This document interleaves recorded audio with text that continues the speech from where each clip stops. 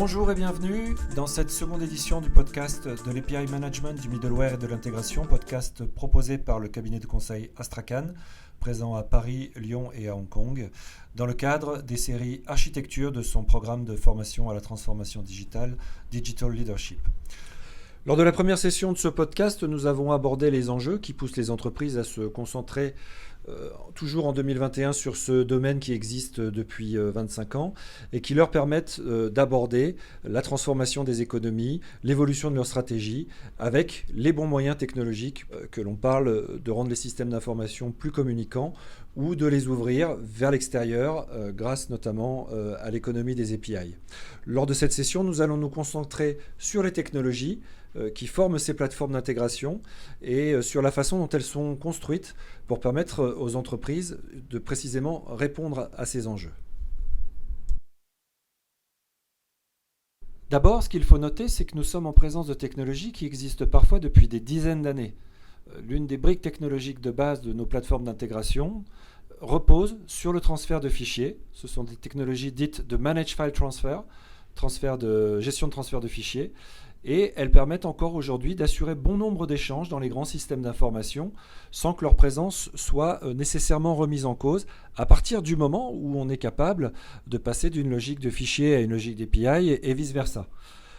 Les acteurs de ce marché sont relativement stables. Les chiffres de ce marché sont en légère décroissance sur les 2-3 années qui viennent, mais ils n'ont pas forcément été dans les années qui précèdent. Ce qui signifie que le transfert de fichiers est quand même resté au cœur des préoccupations des entreprises lorsqu'il s'agissait de bâtir des systèmes d'intégration et de transfert d'informations.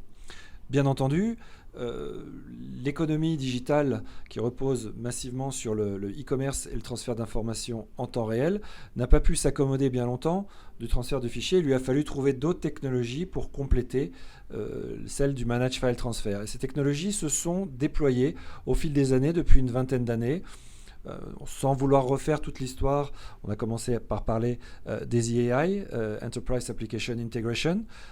qui était plutôt basé sur le transfert de données unitaires à base de messages. On a ensuite évolué vers le mode service avec les bus de service d'entreprise. Et progressivement, depuis 5-6 ans, on est passé à une logique d'API management et même d'Integration Platform as a Service, puisqu'on va avoir toute une catégorie d'acteurs qui permettent aujourd'hui, en fait, depuis le cloud, de mettre en place des stratégies d'intégration sans forcément atteindre le même niveau ou concurrencer directement les éditeurs d'API management. Si on met bout à bout l'ensemble de ces segments de marché qui sont venus se compléter finalement au fil des années, le MFT, l'EAI, le SB, l'API management, l'IPaaS, on constate qu'on dispose aujourd'hui d'un patchwork de technologies qui répondent à des cas d'usage extrêmement différents pour les systèmes d'information des entreprises qui se complètent, et ceci explique que ces technologies ne se sont finalement pas remplacées les unes les autres au fur et à mesure des années pour fournir une gamme de technologies qui soit unique ou même unifiée aux entreprises aujourd'hui. C'est bien là que réside tout le nœud du problème. Parce que d'un côté, on a la nécessité, par rapport aux enjeux qu'on a évoqués lors de la première session de ce podcast, d'aborder le sujet de l'intégration, de la communication, de l'échange de données d'une manière unique, d'une manière unifiée pour l'ensemble du système d'information et même au-delà avec l'API management. Et de l'autre, on a un patchwork de technologies qui sont proposées par des éditeurs qui ne sont pas souvent les mêmes. L'éditeur qui est capable de proposer aujourd'hui une plateforme full stack de bout en bout, qui sait aussi bien faire du fichier que du service, que de l'API management, que de l'IPaaS, n'existe pas, ou alors il n'est pas suffisamment fort dans tous les secteurs de l'intégration. Et donc, les entreprises doivent d'elles-mêmes travailler à la construction d'une plateforme qui va intégrer différentes briques technologiques au sein d'un ensemble cohérent. Et lorsque je dis cohérent, c'est dans l'optique de proposer un environnement de développement le plus fédéré, le plus unifié possible, qui soit capable de traiter les cas d'usage de bout en bout. Je parle aussi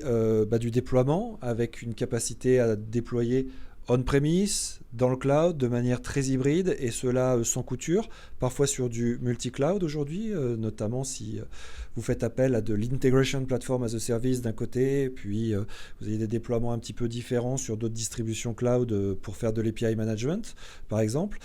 Lorsque vous avez réussi à construire tout ça, il vous faut en plus des outils de monitoring uniques, des outils de monitoring qui vous permettent de suivre vos échanges de données de bout en bout, de les tracer, de lever des alertes lorsque les échanges ne se sont pas bien passés, pour pouvoir retrouver l'information à tout moment et où qu'elle soit.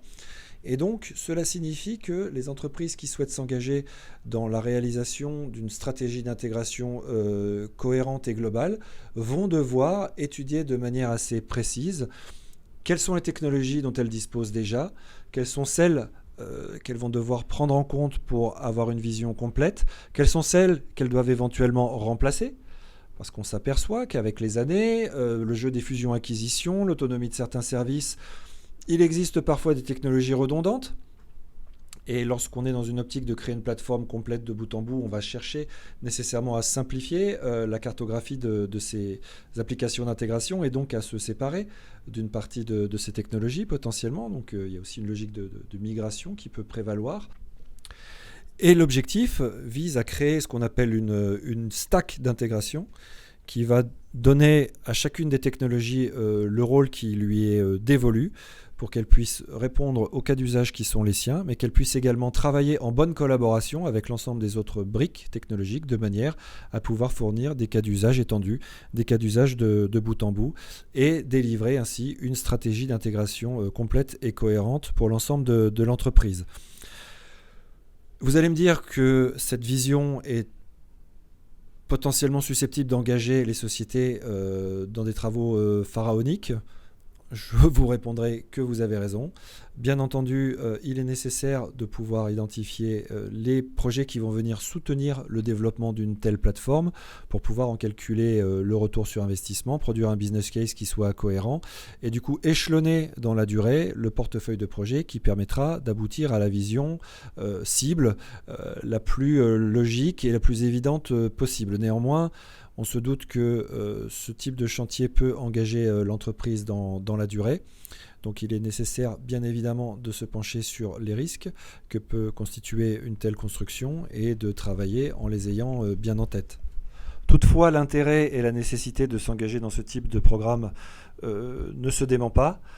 Nous discutons et nous travaillons actuellement avec des sociétés qui nous mandatent pour définir leur stratégie d'intégration et qui nous proposent parfois des visions très ambitieuses. Je pense notamment à une vision qui mêle la construction d'une data platform avec l'ensemble des technologies d'intégration susceptibles de pouvoir à la fois alimenter cette data platform en données et d'autre part de pouvoir exposer les données retravaillées vers le monde extérieur via des API.